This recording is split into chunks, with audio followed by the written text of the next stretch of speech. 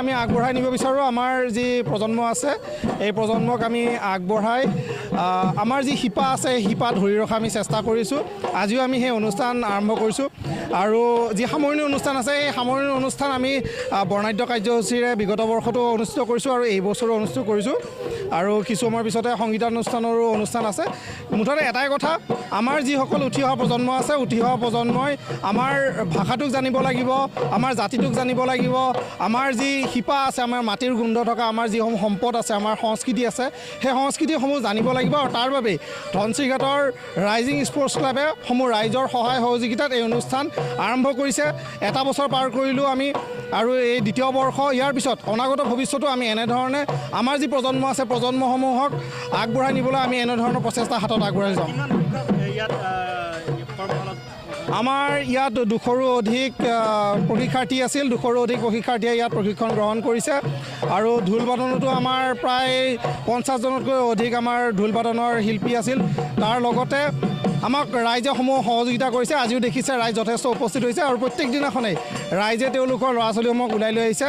মুঠতে এটাই কথা, আমাৰ ভাষাটোক আমি জানিব লাগিব, আমাৰ সংস্কৃতিখিনিক আমি ধৰি ৰাখিব লাগিব, তাৰ বাবে আমি এই প্ৰচেষ্টা হাতত লৈছোঁ। আমি প্ৰশিক্ষক হিচাপে আমাৰ গাঁৱৰ কাষৰেই আকাশীলতা বিহুৱা দলক আমি আমন্ত্ৰণ কৰি আনিছোঁ। তাৰ লগতে আমাৰ কেইগৰাকীমান প্ৰশিক্ষক আমি আমন্ত্ৰণ কৰি আনিছোঁ। তেওঁলোক যথেষ্ট অভিজ্ঞ, বহু বছৰ তেওঁলোকে বিহুৰ সৈতে জড়িত আছিল। তেওঁলোকে এনেধৰণে আমাৰ এই যি প্ৰশিক্ষণ কৰ্মশালা আছিল এই প্ৰশিক্ষণ কৰ্মশালাটি সুন্দৰভাৱে তেওঁলোকে আগবঢ়াই নিছে। শেষৰ দিনটোত আমি বিচাৰক হিচাপে আমি ওৰাং ঢেকীয়াজুলিৰ পৰা আমাৰ জ্যেষ্ঠ বিহুৱাসকলক আমন্ত্ৰণ কৰিছোঁ।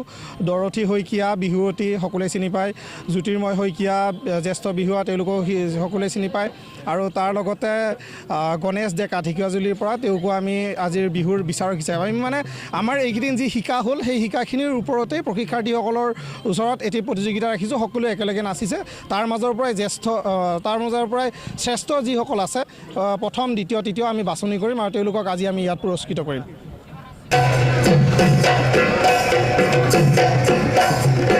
ক্লাবৰ সদস্যসকলক আমি অভিনন্দন জনাবলৈ আমি ডেকা, অংকুৰ মেধি, মঞ্জিত বৰা,